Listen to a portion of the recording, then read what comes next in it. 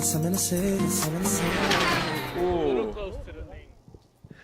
everybody, how's it going? This is rhouse21 here, and time for a quick update. Now, first of all, I want to apologize. It's been a little while since I published to the channel.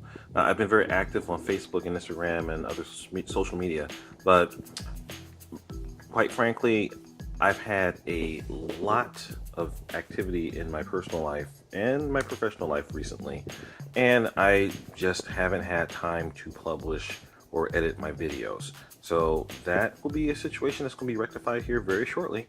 So stay on the lookout. There's going to be a lot of new content coming in a very short time period as I try to catch up with my editing backlog. I have been filming, I just haven't been editing. So, you know, it's unfortunately, you can film till the cows come home. If you don't edit, no one sees what you're doing. So I'm going to try to fix that.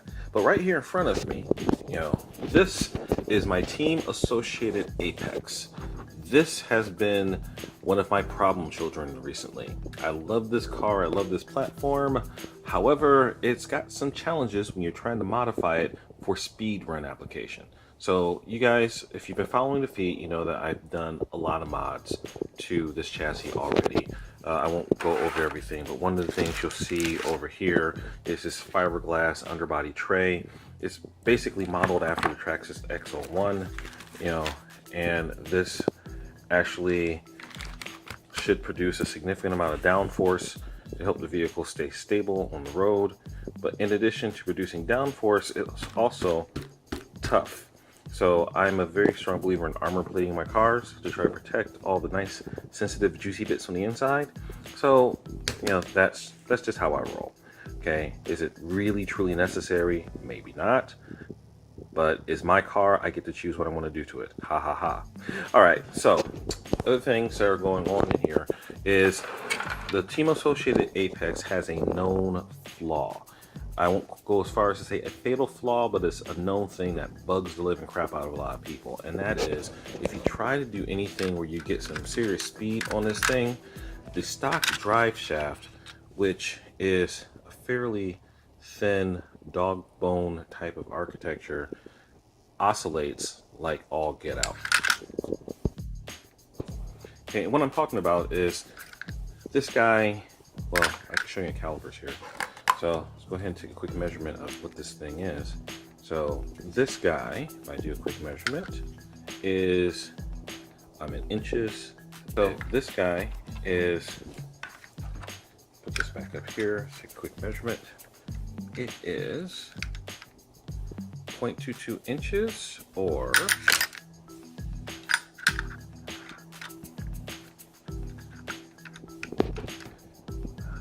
focus, 5.5 millimeters in diameter. Let's see if I can focus that better. There we go. 5.5 millimeters in diameter. And it actually narrows down significantly once you get away from this part and you go down to the end. So it's got these little dog bone caps on there. I'm just going to pop one of them off. And you see that little guy right here. So yeah, this guy gets pretty thin.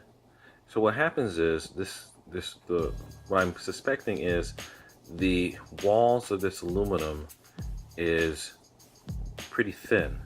So this does not have a lot of rigidity. So once you get this thing spinning up at a very high speed, and you know it's got some load on it, it starts to twist, and the thing starts to form like a jump rope. And I've got some video that I'm going to post from a bench top test that I did a little while ago. And you can see this thing going. Actually, I don't know if you can actually see it doing its thing inside the car, but just take my word for it. The thing, so you see these little marks on the side of the shaft here. God, just dropping stuff all over the place. Okay, but you see these marks on the side of the shaft. That's where the shaft bowed and was scraping everything inside the chassis, including the batteries, was going through. That just wouldn't do. So to fix that problem, I decided, you know, these Traxxas drive shafts have been tested and proven in X01s and slashes up to 140, 150, 160 miles an hour. So I know not everyone thinks that they're their favorite drive shaft out there, but they work. and they have been proven to be stable at RPM ranges up to 40,000+ RPM. Now that's significant because on a Slash or an X01, you've got a significant load. Those cars in full speed run configuration are 12, 13 pounds. Well, actually probably more like between 10 and 12, maybe 13 pounds. So they're pretty beefy pieces of machinery. You know, this guy right here, it's going to be more like 5-6 pounds. You know, so you have a significantly larger load being put on a longer shaft that I've actually cut down now here, which makes it more stiff and more rigid. And I had to 3D print some little adapters here, which I'm assuming are going to work because, let's face it, the stock ends are also made out of plastic. And you know, I've tested this up to this stock shaft has been up to just under 70 miles an hour, you know, and it's been beaten up a little bit, so it's had some load on it, but you know, it still survives in one piece. So I'm going to assume that it's going to work. Now the other thing about this, because of how this car is configured, you know, it's actually a lot like the Slash 4x4 in that on the back of it here, where the pinion and the spur meet, you know, it actually has a shaft that connects it right into the rear differential. And even if the shaft were to break or to free spin, or my teeth on my adapter here stripped off, I'm still going to have rear wheel drive, so the car's still going to have some positive control. So really all it's doing is sending the torque for the front wheels up. So it's actually putting half the power of the car down. So I'm pretty confident that I'm going to be okay, is what it boils down to. Oh wait, I didn't even show you this. Okay, so about this drive shaft, I don't like dog bones. I'm sorry, I know I'm going to offend somebody out there, but dog bones and I just don't dig them. I mean, they're good for some applications, don't get me wrong, but long drive shafts with dog bones just kind of irk me. And the reason is there's a thing in the physics and engineering, you know, called buckling. And a lot of people will know that if you take something that is long and thin and you put force on it, it's going to want to bend out in the middle, you know, and that's just natural. It's going to buckle. And it's, you know, when you have a dog bone, basically you're giving it a pivot point that you're giving it room to bow out. So if you notice on this shaft, you can see that the part that's scraped is right at the edge of, you know, it's right in the axis from the dog bone. So basically, the dog bone allows this thing to bend, to curl on this axis. So the thing wants to make a U shape, when it spins. So now it starts to go around in a U shape, just like a jump rope. And you can see that this thing is directly opposing to the joint, which gives it the perfect space to do its jump roping routine. I don't want that. So if you look at this nice Traxxas drive shaft here, and here I have a couple of the prototype ends I put on, but in addition to being substantially thick on the cross member, you know, it's got a longer or a larger diameter. So having the larger diameter and a fairly thick cross section both add to rigidity, which makes this thing much stiffer. So it's not going to want to bend because it's more like an I-beam. It's got structure to keep it. All those little teeth you see sticking out there, those act like little webs in an I-beam, and that resists bending modes. So it's not going to want to bow out as much. It's going to do some, but it's not going to do nearly as much. So the fact that it's thicker, so I can measure that, that was 5 millimeters. So let's measure the Slash drive shaft. Okay, so let's take this measurement, and you see that this guy is 8 millimeters. Okay, so you go from 5.8 millimeters here, so let's call that 6 millimeters in the middle, to 8 millimeters. That doesn't sound like it's a huge amount, but that's a significant percentage increase And I'm pretty sure that this shaft is just an extruded tube, meaning if you cut it in half, it probably just looks like a clean circle. So it doesn't have a lot of structure going across this cross section to help keep it from bending. This guy, you see the nice little star pattern in there, you know, so that makes the cross section thicker. That's going to give it more resistance to bending. That's going to make it a much superior solution. All right, but other mods in this car, I mean, you probably notice this big block here. So like those of you who have seen, I have a specially customized temperature sensor probe that I have integrated into this car. And before it was attached with Velcro. It worked, you know, but it wasn't clean, it wasn't elegant, and quite frankly, you know, I'm trying to make this car, I'm trying to take it up a notch, try to make everything look good, fly well, function great. So what I did is I used the wonder of Fusion 360, which is a CAD program that you can, as a hobbyist, download and use for free from Autodesk. And that's not a paid endorsement, that's just, you know, thrown out there. But there's other really good free CAD programs out there. Some people like simple things like Tinkercad. OneShape is another great one. But basically I've designed a whole bunch of parts using Fusion 360. This here is a custom temperature sensor probe bracket. So just print out one of these guys. I had to do a couple iterations to get the dimensions just right.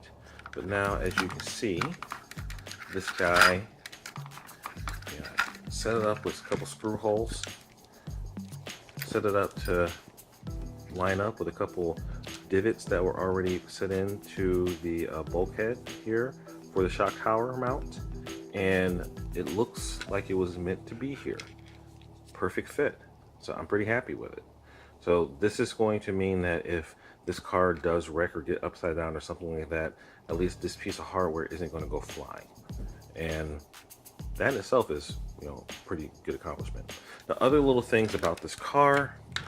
So this car has been upgraded to a Castle Creations Mamba X ESC. So the Mamba X ESC is a great ESC. Well, one of the problems is that the Mamba X is a replacement for the Mamba Max Pro, which is an awesome ESC in its own right. But here's the Mamba Max Pro. You know, it's a nice ESC. It's actually really cool because it can handle a sensored motor, which is nice, and you know, it can actually handle up to 6S, which really works well, and it drops down perfectly in the stock ESC location in this car. So that's, everything's gravy, everything's awesome. Okay, but the Mamba Max Pro, because it integrates a built-in cat pack, is actually a longer ESC. So when you put this guy into the chassis, you know, or you try to put this guy into the chassis, you quickly find that it doesn't fit. It won't work. So that leaves you with two options. You can either A, cut your chassis right here, which I don't want to do, or you can get creative.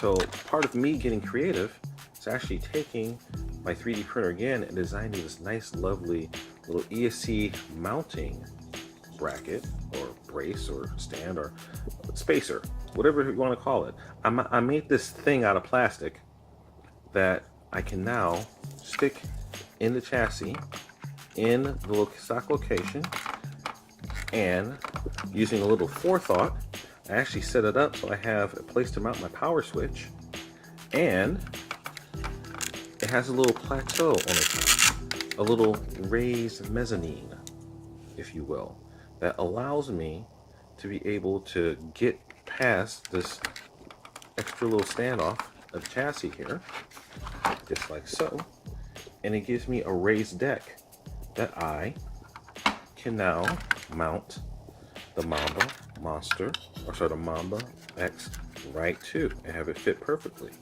and have my temperature, not my temperature sensor, have my power switch sitting perfectly in here as well. So let me just go ahead and just drop this guy in. Okay, and ta-da, there you go.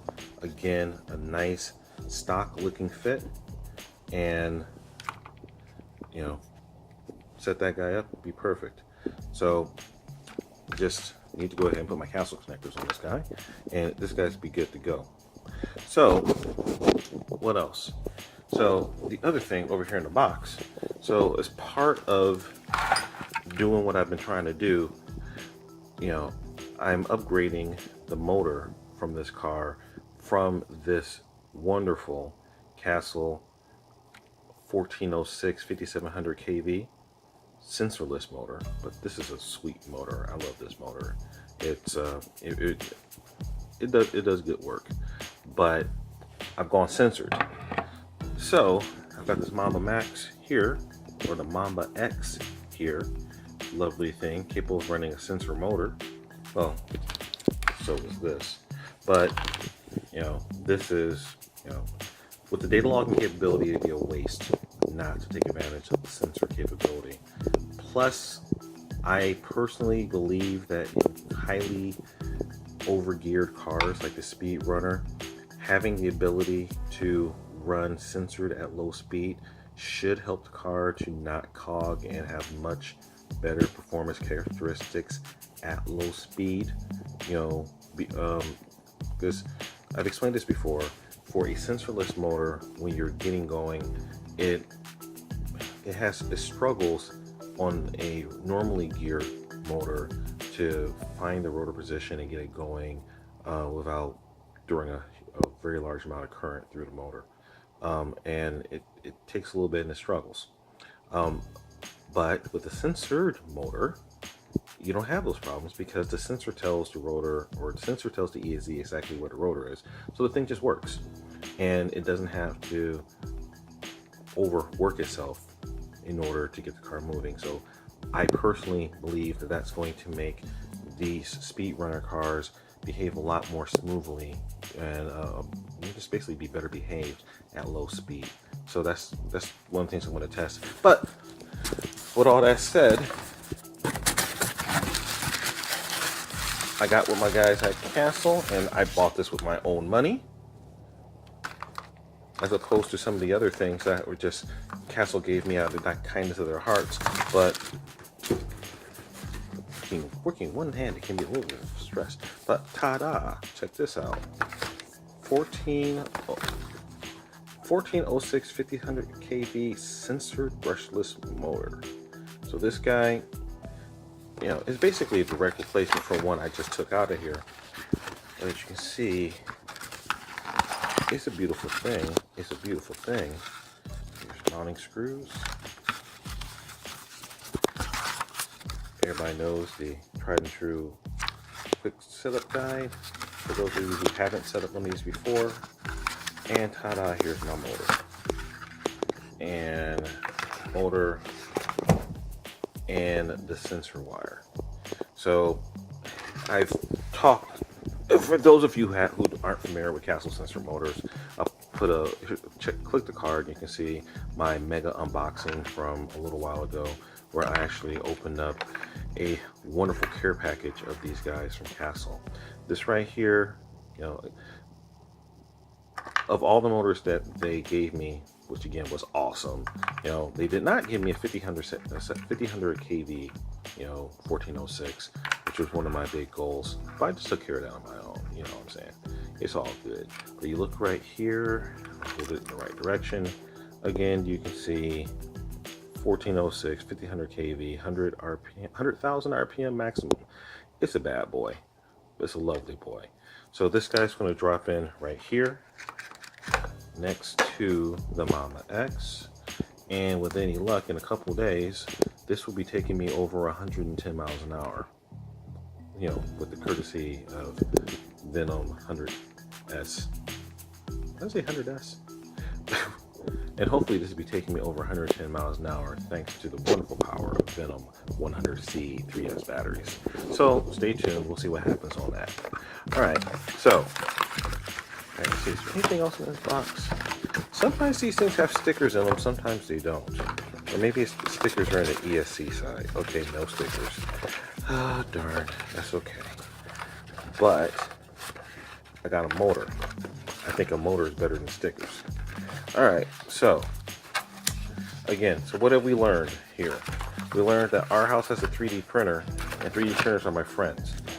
Okay, oh, one other little thing. Okay, I haven't Velcroed this ESC down yet, though.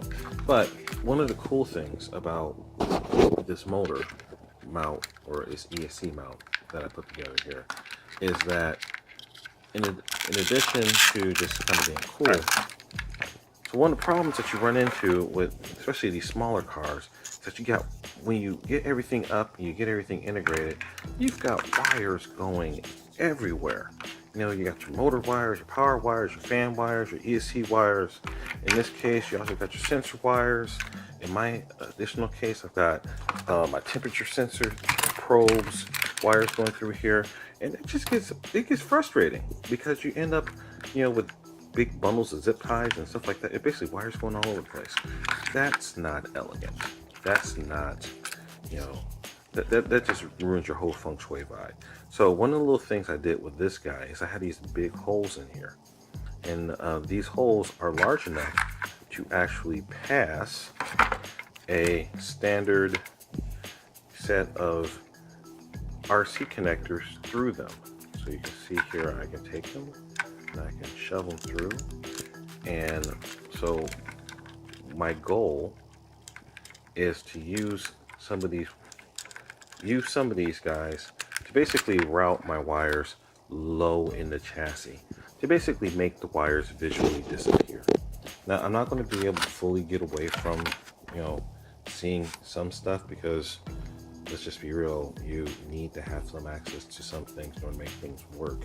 However, like for example, with my motor sitting here, I can very easily take these wires and the sensor wire, pass them through, down through here, route it back up and go into here. But basically, I can tidy things up. I can make things look a lot more slick, a lot prettier, and also maintain their functionality. So when it comes to our house, you know, function comes first. You know, I want to make it look good, but it has to work well first. So, you know, keep a lookout on Instagram and all the social media feeds. You'll get to see pictures of everything once I get it together. All right, guys. So the next thing that you're going to see is the long-awaited bearing swap. You know, for this guy, you know, it's taken forever for me to actually get this car to the point where I feel comfortable doing a complete teardown and then the rebuild that is necessary to the bearings up. But I wanted to solve the drive shaft problem first, or at least have a good solution for the drive shaft problem first. And now that I have a solution, which I'm pretty sure is going to work well, like I said, I'm going to be going out doing some testing this weekend. If everything goes well, I'm probably just going to 3D print a bunch of these things and just make them available to the community.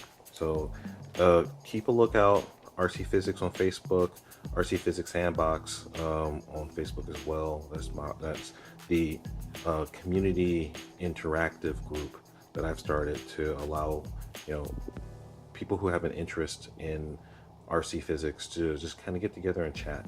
You know, I did it for you guys, not for me. You know, I have the main page where I can, you know, just kind of put my little news stories and tech blogs and all this other good stuff. The sandbox is for you guys to play, you know, get in and talk, and not just RC cars, RC anything. So go ahead and try it. I've got a card down there. You can you know, just go to it, check it out, or you just go to Facebook and look for RC Physics Sandbox. The group should pop up, and just go ahead and dive in and enjoy. Just keep it PG-13. You know, RC Physics is family friendly.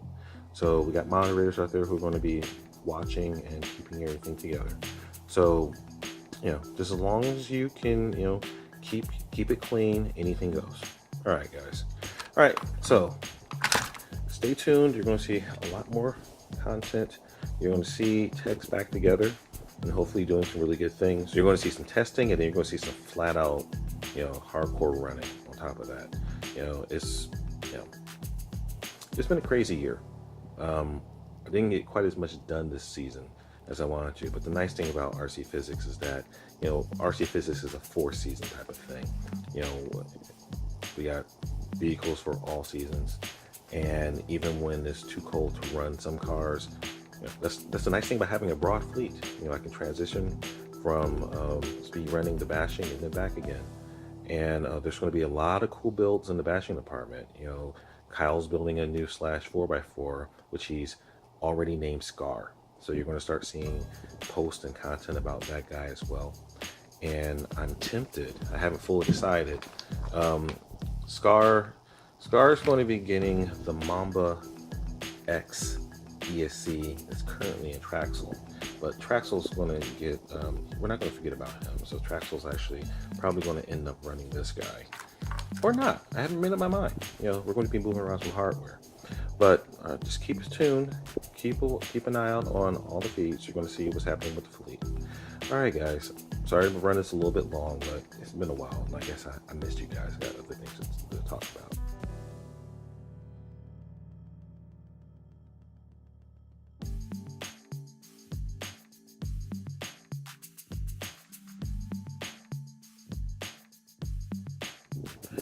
Okay guys, so one more little detail that you have to sort out in order to make this thing a passable speedrunner. So if you look in here, you got pinion and spur gear on the driveline, and the apex has these two little supports that are on the tail end of the chassis. I'll just go ahead and put right here. So you see the one that's over here by the battery side. Now there used to be a corresponding one over on this side. Unfortunately, when you put everything together, you're going to find that if you put in a larger pinion gear, it's going to butt up against this little lip right here. So that's easy enough to take care of. It was a little bit too tough for just my leg sand scissors by himself, but that's why I have my handy dandy box cutter. Just slice little pieces at a time, and then I was able to go in with the leg sand scissors and just clip those guys off, and then just went back with my box cutter at the end, flattened it all out, and lo and behold, everything is beautiful now. So now it can go back together, and the new pinion gear for the higher speeds will fit just fine and not have to worry about it. Now, what about the spur? Well, that's a simple little thing, because when you're going from stock gears to speed gears, your spurs generally get smaller. So this is the stock spur, which I think is a 68 tooth or something like that. I'll splice in exactly what it is. But, you know, now I'm going down to something smaller. How small? Well, I'll tell you that after I do some running and do some testing. But all in all, the new gears fit together. Everything's good. So hopefully you guys will get to see this thing run soon. Okay guys, so here I am mocking everything back up, and you can see the pedestal for the ESC is actually working out really well. Got all the wires wrapped up, you know, so it looks functional and looks like it's going to be nice and tidy, you know, much cleaner than it was before when I get everything through. So the last little bit of modifications I have to do in order to make everything come together right is, you notice down in here there's this little support bracket here, a rear chassis support that helps to stiffen everything up. Unfortunately, you know, that just did not clear my pinion. So I had to do a little bit of clearancing there with my Lexan scissors and my box cutter, but I got that nice notch taken out of there, so I've got plenty of clearance now. So everything's looking good. All right, so now it's time to put this all back together and hopefully get out very soon and get this guy making some good numbers.